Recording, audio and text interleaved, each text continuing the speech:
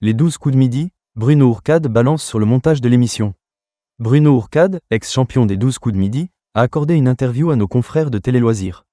L'occasion pour lui de faire quelques confidences sur le montage de l'émission phare de TF1. Les talents s'enchaînent dans les 12 coups de midi.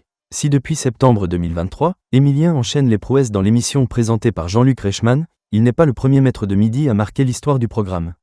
Avant lui, Bruno Ourcade s'était, lui aussi, surpassé en cumulant un total de 252 participations. Depuis, l'ex-maître de midi multiplie les projets.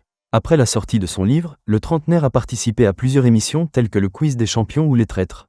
Les confidences de Bruno Ourcade sur le montage de l'émission. Mais Bruno Ourcade n'hésite pas à revenir régulièrement sur son aventure dans les 12 coups de midi. Ce jeudi 20 février 2025, il a notamment fait quelques confidences sur le montage de l'émission auprès de nos confrères de Télé Loisirs.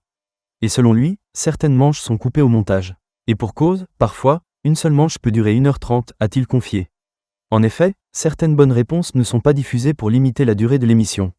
Si personne ne se trompe jamais, techniquement, une émission peut durer 8 heures même si ce n'est jamais arrivé, a-t-il assuré. Par la suite, Bruno Ourcade s'est remémoré des émissions qui ont duré plus longtemps que prévu. Lors d'un « coup par coup », personne ne s'est trompé pendant plus d'une vingtaine de questions. Cette seule manche a duré 1h30. Si on le fait à chaque fois, c'est insupportable, a-t-il expliqué. On ne peut pas laisser une émission de 3 heures. Et ce moment n'avait pas été simple à gérer pour les candidats présents ce jour-là.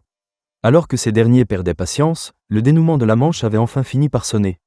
Ça faisait 20 questions quand une personne qui était à l'orange est passée au rouge, a expliqué Bruno Ourcade. Et les téléspectateurs n'y ont vu que du feu à la diffusion. Évidemment, à l'antenne, on ne peut pas laisser une émission de 3 heures, a confié l'ex-maître de midi. Une règle qui empêche parfois certains profils de briller dans le programme.